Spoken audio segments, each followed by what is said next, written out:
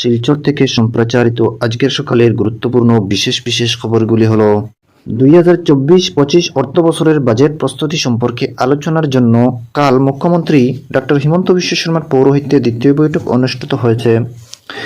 রাজ্যের 10টি জেলায় আজ থেকে প্রথম পর্যায়ের গণোৎসব।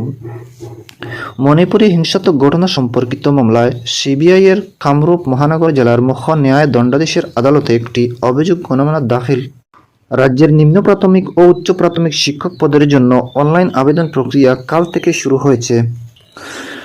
আসাম রাজ্য সংস্থা পরিষেবা যুগ্ম পরিচালকের ব্যবস্থাপনায় এবং জেলা সমাজ কল্যাণ আধিকারিকের সহযোগিতায় দিব্যাঙ্গ ব্যক্তিদের শনাক্ত করার জন্য জাতীয় ডেটাবেস তৈরির প্রক্রিয়া শুরু হয়েছে। অল আসাম ইলেকট্রিসিটি কনজিউমার্স অ্যাসোসিয়েশনের আসাম রাজ্য কমিটির পক্ষ থেকে এক বিজ্ঞপ্তিতে গতকাল রাজ্য মন্ত্রিসভার বৈঠকে বিদ্যুৎ গ্রাহকদের মাশুল বৃদ্ধি থেকে ছাড় দিতে যে অর্থ মঞ্জুর করেছে তা যৎসামান্য বলে অভিযোগ করা হয়েছে। এদিকে কাছাড় জেলার নরসিংপুর উন্নয়ন খণ্ডের নগদীর গ্রাম তৃতীয় খণ্ডে কাল মাল্টি ডিসিপ্লিনারি এডুকেশন সেন্টারের উদ্যোগে এবং rural development and society service organisation সহযোগিতায় আয়োজিত সেলাই প্রশিক্ষণ কর্মশালা শেষ হয়েছে। অন্যদিকে হাইলাকান্দি জেলায় খেল মহারণ ক্রীড়া প্রতিযোগিতার জেলা পর্যায়ের ইভেন্টগুলি আগামী 5 জানুয়ারি থেকে শুরু হবে। অপরদিকে ছাত্র সংগঠন AIDSO এর 70তম প্রতিষ্ঠা দিবস উপলক্ষে কাল করিমগঞ্জ ডাকবাংলা রোডে বরাক উপত্যকা ভিত্তিক ছাত্র সমাবেশের আয়োজন করা হয়েছে। এদিকে করিমগঞ্জ জেলার দক্ষিণ করিমগঞ্জ উন্নয়ন খণ্ডের অন্তর্গত 9টি গ্রাম পঞ্চায়েত আজ থেকে আগামী 8 জানুয়ারি পর্যন্ত বিকশিত ভারত সংকল্প যাত্রার বিশেষ সভা অনুষ্ঠিত হবে। এবং সর্বশেষ খবরটি হচ্ছে করিমগঞ্জের জেলায় মিশন বসুন্ধরা 3.0 এর অধীনে 5 জন GIS অ্যাসিস্ট্যান্ট বাছাই করতে আগামী 12 জানুয়ারি সকাল 10টায় জেলা আয়ুক্তের কার্যালয়ের NRC ভবনে ওয়াক ইন ইন্টারভিউ অনুষ্ঠিত হবে। দর্শক বন্ধুরা, এবারে শুনেন বিস্তারিত খবর। 2024-25 অর্থবছরের বাজেট প্রস্তুতি সম্পর্কে আলোচনার জন্য কাল মুখ্যমন্ত্রী হিমন্ত বিশ্ব শর্মার পৌরোহিত্যে দ্বিতীয় বৈঠক অনুষ্ঠিত হয়েছে। এ পর্যন্ত 16টি বিভাগের বাজেট প্রস্তাবিতগুলি সম্পর্কে পর্যালোচনা করা হয়েছে বলে মুখ্যমন্ত্রী উল্লেখ করেন। তিনি বলেন যে সম্পদের সুব্যবহার সুনিশ্চিত করতে উন্নয়নমূলক মূলধন সম্পর্কিত এবং বাস্তবসম্মত তথা জনমুখী বাজেট প্রস্তুত করার জন্য রাজ্য সরকার লক্ষ্য স্থির করেছে। আজ থেকে রাজ্যে 3টি পর্যায়ে গণোৎসব শুরু হচ্ছে। প্রথম পর্যায়ে আজ থেকে 8 জানুয়ারি পর্যন্ত 10টি জেলায় গণোৎসব অনুষ্ঠিত হবে। আগামীকাল গণোৎসবের প্রথম দিন মূল্যায়ন হওয়ার বিপরীতে আগামী 4 এবং 6 জানুয়ারি বহির মূল্যায়ন করা হবে। 9 জানুয়ারি থেকে 11টি জেলায় দ্বিতীয় পর্যায়ের গণোৎসব শুরু হবে। অনুরূপভাবে 5 ফেব্রুয়ারি থেকে 8 ফেব্রুয়ারি পর্যন্ত তৃতীয় পর্যায়ে 10টি জেলায় এই কার্যসূচি অনুষ্ঠিত হবে। গণোৎসবে সরকারি প্রাদেশিকৃত চা বাগান আদর্শ বিদ্যালয়, আবাসিক বিদ্যালয় সহ 43,498টি বিদ্যালয়কে অন্তর্ভুক্ত করা হবে।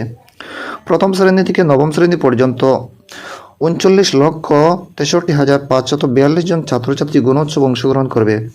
এই গণোৎসবের জন্য 18,098 জন বহির্মূল্যায়ক নিয়োগ করা হবে। বিদ্যালয়সমূহের মূল্যায়ন অনলাইনের মাধ্যমে অনুষ্ঠিত হবে এবং বহির্মূল্যায়নগণ অনলাইন মূল্যায়নের প্রতিবেদন দাখিল করবেন। এই সময় মুখ্যমন্ত্রী সহ বেশ কয়েকজন মুখ্যমন্ত্রী, বিধায়ক, মুখ্য সচিব, ভারতীয় প্রশাসনিক সেবার আধিকারিক, ভারতীয় বন বিভাগের আধিকারিক সহ শীর্ষ আধিকারিকরা বিদ্যালয়গুলো পরিদর্শন করবেন।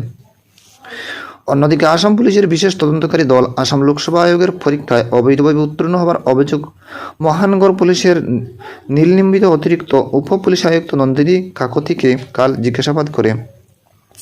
তদন্তকারী দলের জারি করা নির্দেশের ভিত্তিতে কাল সকালে নিলম্বিত আধিকারিক উলুবাড়ির অপরাধ অনুসন্ধান বিভাগের কার্যালয়ে উপস্থিত হওয়ার পর তাকে আসাম লোকসভা আয়োগের 2013 সালের পরীক্ষা সম্পর্কে দীর্ঘ সময় ধরে জেরা করা হয়।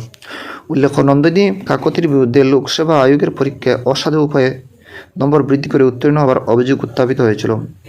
এদিকে তদন্তকারী দল পরীক্ষা কেলেঙ্কারি মামলায় সহকারী সমবায় পঞ্জীয়ক চক্রধর ডেকাকে হাজির হবার নির্দেশ দিলেও তিনি কাল উপস্থিত ছিলেন। এদিকে চলতি অর্থবছরে গত রবিবার পর্যন্ত রেকর্ড সংখ্যক 8,18,00,000 আয়কর রিটার্ন অর্থাৎ ITR দাখিল হয়েছে। এটি বিগত অর্থবছর থেকে 9% অধিক। কেন্দ্রীয় প্রত্যক্ষ কর পরিষদের তথ্য অনুসারে গত বছর এই একই সময়ে প্রায় 7,50,00,000 ITR দাখিল হয়েছে। অর্থ মন্ত্রণালয়ে প্রকাশ করা তথ্য অনুসারে করদাতাদের তাদের ITR এবং ফর্মগুলি শীঘ্রই দাখিল করতে উৎসাহ যোগানোর উদ্দেশ্যে ইমেইল SMS এবং অন্যান্য সৃষ্টিশীল অভিযানের মাধ্যমে 103 কোটিরও বেশি লোকের সঙ্গে সম্পর্ক করার প্রয়াস হয়েছে। এদিকে ফাইলিং হেল্প ডেস্ক দল করদাতাদের 27 লক্ষেরও অধিক প্রশ্নের উত্তর দিয়েছে। এদিকে মণিপুরের থৌবাল জেলায় গতকাল সংঘটিত হিংসাত্মক ঘটনার 4 জন লোককে গুলি করে হত্যা করার পর রাজ্যটি 5টি জেলায় সান্ধ্য আইন জারি করা হয়েছে। এই হত্যাকাণ্ডের পর মুখ্যমন্ত্রী এন বীরেন সিং সব মন্ত্রী দলীয় বিধায়কদের সঙ্গে তাৎক্ষণিকভাবে জরুরি বৈঠকে মিলিত হয়ে পরিস্থিতি পর্যালোচনা করেন। মুখ্যমন্ত্রী শ্রী সিং এক ভিডিও বার্তায় এই হিংসাত্মক ঘটনার নিন্দা জানিয়ে শান্তি শৃঙ্খলা বজায় রাখার জন্য জনসাধারণের প্রতি আহ্বান জানান। সান্ধ্য আইন জারি করা জেলাগুলি হচ্ছে থৌবাল, ইম্ফল, পূর্ব ও পশ্চিম, কাকচিং ও বিষ্ণুপুর। এই ঘটনায় 9 জন লোক আহত হয়েছে। মণিপুরে গত বছর 2 জন কিশোরীকে হত্যার ঘটনার সম্পর্কে কেন্দ্রীয় অনুসন্ধানকারী সংস্থা সিবিআই কাল কামরূপ মহানগর জেলা মুখ্য ন্যায় দণ্ডাধীশের আদালতে একটি অভিযোগনামা দাখিল করেছে। 5 জন অভিযুক্তের বিরুদ্ধে এই অভিযোগনামা দাখিল করা হয়েছে। উল্লেখ্য, মণিপুর 2 জন কিশোরকে হত্যা করার ঘটনা সম্পর্কে সিবিআই গত বছর 23 আগস্ট একটি মামলা দায়ের করেছিল। মণিপুর সরকারের অনুরোধে মামলাটির তদন্ত করে সিবিআই কাল অভিযোগনামা দাখিল করেছে। এদিকে রাজ্যের নিম্ন প্রাথমিক ও উচ্চ প্রাথমিক শিক্ষক পদের জন্য অনলাইন আবেদন প্রক্রিয়া কাল থেকে শুরু হয়েছে। আগামী 2রা ফেব্রুয়ারি রাত 10টা পর্যন্ত এই আবেদন প্রক্রিয়া খোলা থাকবে। অফলাইনে কোনো আবেদনপত্র গ্রহণ করার ব্যবস্থা থাকবে না। উল্লেখ্য, প্রাথমিক শিক্ষা সঞ্চালকালয় নিম্ন প্রাথমিক বিদ্যালয়ের 3800 সহকারী শিক্ষক পদের জন্য এবং উচ্চ প্রাথমিক বিদ্যালয়ে 1050টি বিজ্ঞান ও হিন্দি সহকারী শিক্ষক পদে নিযুক্তির জন্য বিজ্ঞাপন প্রকাশ করেছে। এদিকে মাধ্যমিক শিক্ষা সঞ্চালকালয় বিভিন্ন প্রাদেশিকৃত মাধ্যমিক বিদ্যালয়ের 7249টি স্নাতক শিক্ষক পদ এবং 1424টি স্নাতকোত্তর শিক্ষক পদে নিযুক্তির জন্য বিজ্ঞাপন প্রকাশ করেছে। স্নাতক ও স্নাতকোত্তর শিক্ষক পদের জন্য শীঘ্রই অনলাইনে আবেদন প্রক্রিয়া শুরু হবে বলে শিক্ষা বিভাগ সূত্রে প্রকাশ করা হয়েছে। এদিকে রাজ্যের অর্থ তথা মহিলা ও শিশু বিকাশ মন্ত্রী অজন্তা নেওয়াগ আজ গুয়াহাটিতে নারী আদালত ও পালনা রাজ্য পর্যায়ের উদ্বোধন করবেন। আজ বেলা 11টায় গুয়াহাটিতে শঙ্করদেবের কলাক্ষেত্রের আন্তর্জাতিক প্রেক্ষাগৃহে শক্তিশালী দেশ নির্মাণ করার উদ্দেশ্যে এই আদালত উদ্বোধন করা হবে। এই আদালত প্রগতিশীল, বৈষম্যহীন, হিংসামুক্ত সমাজ গঠনের ক্ষেত্রে এক নতুন পদক্ষেপ হিসেবে চিহ্নিত হবে বলে আশা করা হচ্ছে।